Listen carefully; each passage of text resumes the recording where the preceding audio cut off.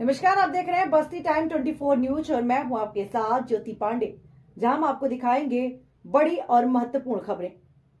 तो हर राज्य की खबरों को देखने के लिए चैनल को अभी लाइक करना, सब्सक्राइब करना और शेयर करना ना भूलें। तो चलिए शुरुआत करते हैं कुछ खास खबरों से। बड़ी खबर बता दें, महेंद्रगढ़ स्कूल बस घटना के बाद परिवहन मंत्री असीम गोयल का बड़ा बयान। स्कूल वाहन संबंधी सभी जिलों से मंगवाई गई बैठकों का ब्यौरा। अगले हफ्ते प्रिंसिपल सेक्रेटरी की अध्यक्षता में होगी बैठक। सभी स्कूल वाहन चालक के नियमित एल्कोमीटर से की जाएगी जांच। लॉग बुक में दर्ज की जाएगी एल्कोमीटर की रोजाना रिपोर्ट। स्कूल वाहनों की फिटनेस की नियमित की जाएगी जांच। हरियाणा के सभी स्कूल वाहनों की 20 अप्रैल से नियमित की जाएगी जांच। महेंद्रगढ़ स्कूल हादसे में किसी भी दोषी को बख्शा नहीं जाएगा। सर, जो कल स्कूल बस हादसा हुआ उसके बाद से किस तरीके से बस जो खासकर स्कूल बस है उनमें सुरक्षा के लिए कदम उठाए जा रहे हैं? देखिए, एक पॉलिसी पहले बनी हुई है, सुरक्षित स्कूल वाहन पॉलिसी, और इसको राज्य स्तर के ऊपर भी एक कमेटी बनी है, डिस्ट्रिक्ट लेवल पे भी और सब डिवीज़न लेवल पे भी। हमने एक तो रिकॉर्ड मंगाया कि किस किस डिस्ट्रिक्ट की कितनी कितनी मीटिंग्स हुई हैं, नहीं हुई हैं, तो आगे से ये रेगुलर एक टाइम फ्रेम बनेगा इन मीटिंग्स के होने का। और स्टेट की पॉलिसी, स्टेट की तो मीटिंग शायद अगले हफ्ते ही हमारे जो पीएस हैं उनकी चेयरमैनशिप में हो जाएगी।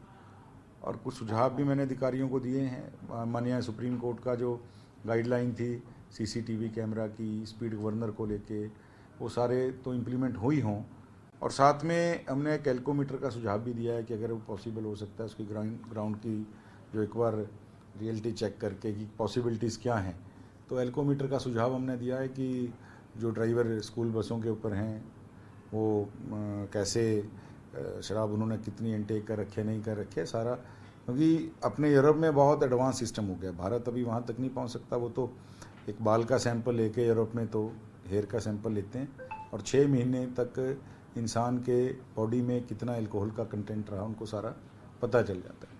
लेकिन हम ये कोशिश करेंगे कि जो जिस तरह की दुर्घटना कल हुई है और उसका मुख्य कारण ड्राइवर का शराब पीना जो है सामने आ रहा है और इसी वजह से उसने ओवर स्पीड में गाड़ी चलाई, और कम से कम ये हादसे शराब पीने की वजह से ना हो आगे से। इस तरह की जो कल एक सारा इतना भयानक हादसा हुआ है, अपने बेशकीमती जाने अपने बच्चों की खो दी, उन जो पेरेंट्स के दुख को मैं समझ सकता हूँ।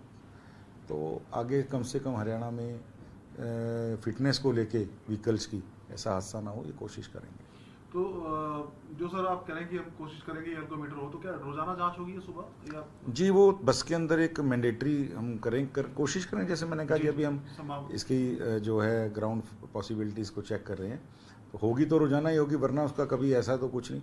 हाँ, सरप्राइज विजिट कोई भी करे अधिकारी, वो बात अलग है, सरप्राइज चेकिंग भी होगी, लेकिन एक लॉग बुक बने उसकी हमारी कोशिश है कि जो रोज़ की एल्कोमीटर के आधार के ऊपर कि इसने इनटेक कर रखी है नहीं कर रखी है। हम अक्सर देखते हैं सर, जब कोई हादसा होता है तो उसके बाद कुछ जांच भी होती है, लेकिन फिर वो सब कोई उसको भूल जाता है। तो ये रेगुलरली अक्सर ये देखा गया कि ये स्कूल बसें नियमों का पालन नहीं करती हैं, स्पीड गवर्नर की बात हो या सुरक्षा के दूसरे मानकों होते नहीं। तो सर इसको कैसे इंश्योर किया? आज मीटिंग ली आपने? मैं इंश्योर करूँगा कि कम से कम आगे से जो भी पॉलिसी बने, जो भी टाइम फ्रेम के अंदर इनकी चेकिंग की बात हो, व्हीकल्स की या किसी भी तरह का कोई भी एक जो स्केड्यूल बनेगा, मैं बिल्कुल कोशिश करूँगा, हमारे विभाग के अधिकारी बहुत मुस्तैद हैं इस मामले में, कि ये बिल्कुल ग्राउंड उसके ऊपर जाकर देखें और हमेशा उसकी पॉलिसी की जो है फॉलोअप लेने के लिए भी टीम बनाएंगे और ये पॉलिसी जो है लागू हो।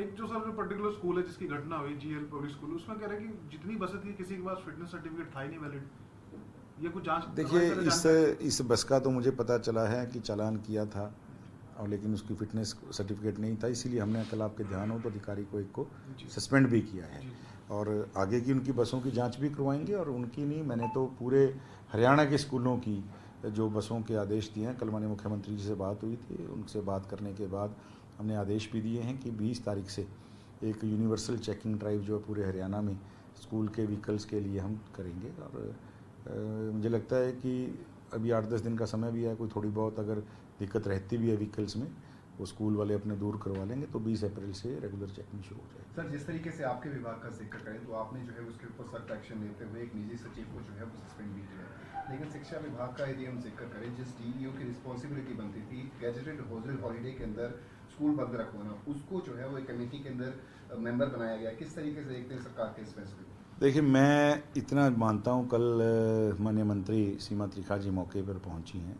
और वो स्वयं अध्यापिका भी रही हैं और एक बीइंग लेडी, और मुझे लगता है कि भाई वो दुख भी समझती हैं ग्राउंड रियलिटी पे चीज़ का, और बहुत सक्रिय मंत्री के नाते, जितना कि मैं उनके कार्यकाल को सीपीएस के नाते, विधायक के नाते देखा है, ऐसा नहीं है कि डीओ की रिस्पॉन्सिबिलिटी बनती है और उसको छोड़ दिया गया। इसके सारे पहलुओं की जांच करने के लिए कमेटीज़ बनी है। मैंने जिस तरह अपने विभाग की एक कमेटी बनाई है, स्कूल शिक्षा विभाग ने भी एक कमेटी बनाई है, और निश्चित रूप से जो भी इसमें दोषी पाया जाएगा वो कोई बचेगा नहीं। स्कूल का ओनर हो, कोई अधिकारी हो, ड्राइवर हो, किसी तरह की जिसकी संलिप्तता पाई जाएगी, वो सब के सब दोषी जो हैं वो छूटेंगे। लेकिन सर, जो स्कूल शिक्षा विभाग की तरफ से कमेटी बनाई गई है, उस कमेटी के अंदर ही डीईओ को इंक्लूड किया गया है, जिसकी जांच की जानी चाहिए, उसी अधिकारी को जांच कमेटी के अंदर जो है वो बिठाया गया। देखिए, अगर ऐसा कुछ हुआ है, देखिए वो तो वो उच्च अधिकारी या उस विभाग के मिनिस्टर ही बता सकते हैं, और मेरे को तो जैसे मेरे संज्ञान में आया असिस्टेंट जो है सेक्रेटरी आरटीए, और जैसे उन्होंने फिटनेस सर्टिफिकेट नहीं था, प्रॉपर जो है जांच नहीं हुई, हमने तो तुरंत प्रभाव से उसको सस्पेंड किया है। और मेरे को लगता है कि आप ये सवाल अगर माननीय शिक्षा मंत्री जी से पूछेंगे या अधिकारियों से, थोड़ा बेटर जवाब दे पाएंगे, क्योंकि जैसे मैंने कहा कि सरकार का एक तय हुआ है कि किसी भी दोषी को छोड़ा नहीं जाए।